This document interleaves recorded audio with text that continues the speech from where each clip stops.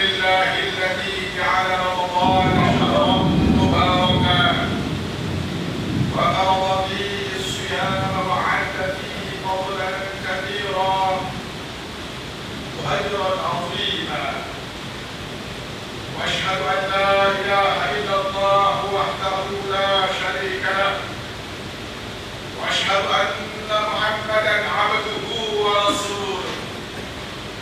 اللهم صل وسلم على سيدنا محمد وعلى آله وأصحابه أجمعين.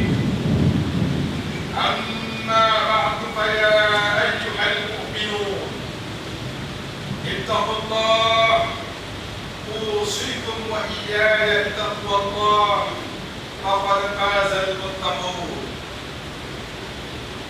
Silaturahmi dari rahmati Allah. Alhamdulillah, segala puji bagi Allah yang telah menurunkan kita berdoa untuk menyambut kedatangan bulan Ramadan serta meraih kemuliaannya. Saya menyeru setiap yang hadir hari ini untuk sama-sama kita menyampaikan berusaha bersama ahli keluarga bagi memanfaatkan setiap detik yang dikurniakan kepada kita di bulan yang mulia ini. Dengan bertandangnya bulan Ramadan, dan ketika setiap individu muslim akan terdorong untuk mendekatkan dirinya kepada Allah Subhanahu wa Ta'ala, perlu juga sebagai seorang muslim memikirkan bagaimana bulan ini juga boleh merapatkan sebarang jurang yang mungkin ada di diri dan keluarga.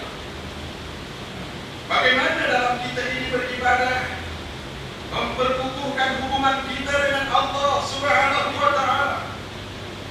Kita juga pada masa dapat memperteguh hubungan kita keluarga. Kita tidak mahu menjadi orang yang giat beribadah.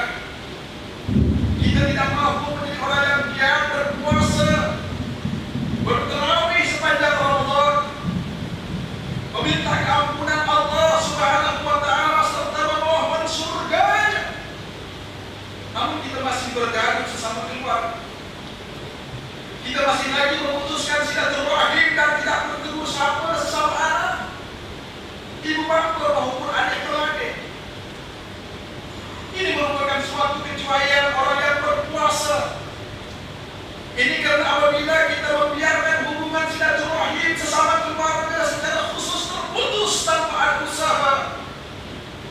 usaha langsung menyambung semula, maka dikhawatiri kita nanti boleh bersyukur di pintu syurga. Sesuai dengan hadis Nabi Sallallahu Alaihi Wasallam yang bermaksud tidak akan masuk surga orang yang memutuskan silaturahim. Hadis riwayat Imam At-Tirmidzi. Saudaraku, Ramadan merupakan waktu yang amat sesuai untuk kita memperkukuh hubungan sesama keluarga. Ini karena sudah menjadi budaya masyarakat Islam setempat bahwa keluarga, teman dan kawan sentiasa berusaha untuk bertemu dan makan bersama ketika berbuka puasa. Selepas itu mereka akan akan sholat dan bertarawih bersama, atau mungkin ada yang membeli belah bersama. Semua aktiviti ini dapat dijadikan pencetus kepada hubungan kekeluargaan yang lebih kukuh. Sematkanlah memori kegembiraan itu di dalam hati kita. Insya Allah ia dapat menjadi bekalan sepanjang tahun untuk kita terus ingat dan mengasihi sanak saudara kita.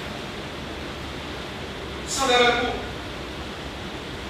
untuk mereka yang mana hubungan silaturahimnya telah terputus, Ramadan ini juga merupakan waktu yang sesuai untuk kita menjalinkan hubungan itu semula dengan keberkatan ibadah puasa.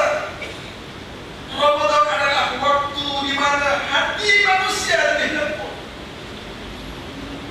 Sebab itulah Nabi Sallallahu Alaihi Wasallam menyebutkan bahwa doa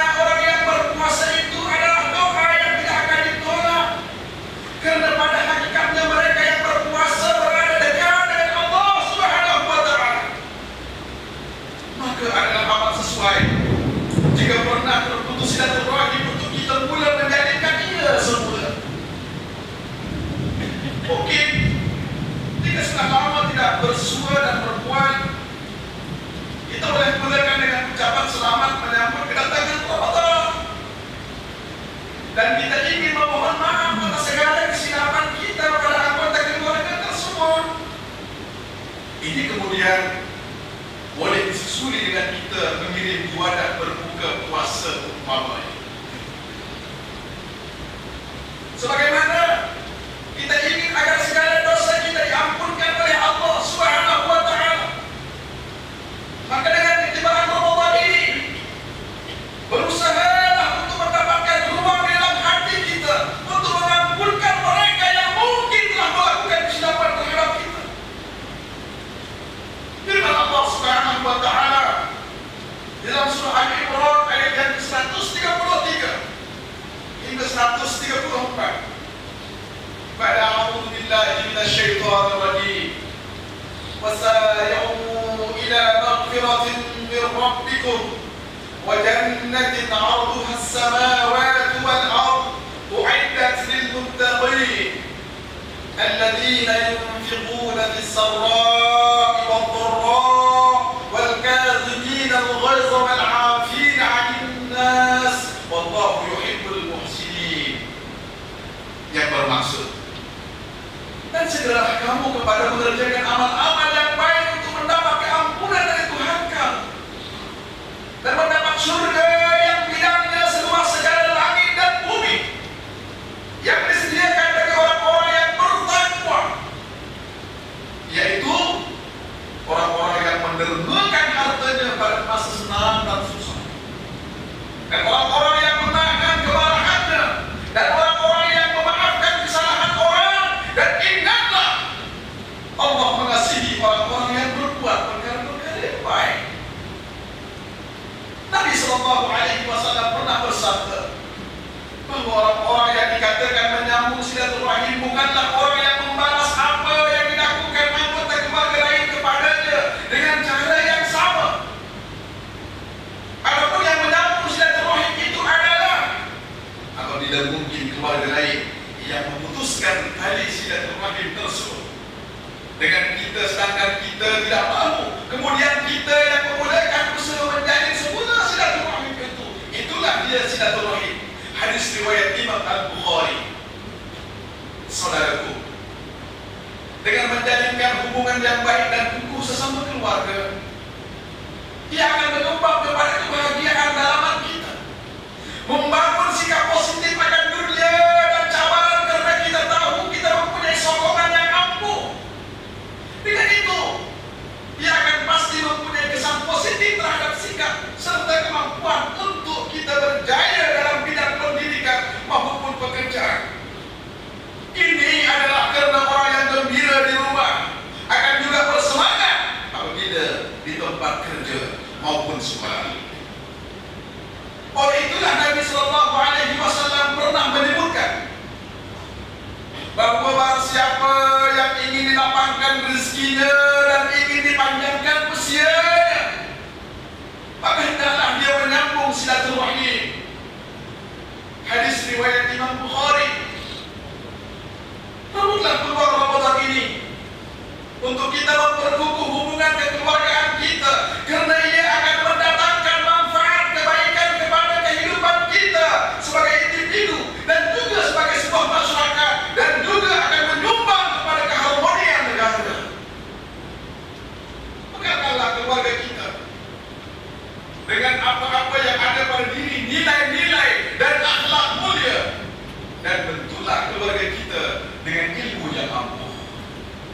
Barakallahu li wa lakum bil Qur'anil azim wa nafa'ani wa iyyakum bima fihi min al-ayati wa dhikril hakim wa taqabbal minni wa minkum tilawatahu innahu huwas samiul alim. Aqulu qawli hadha wa astaghfirullahal azim li wa lakum wa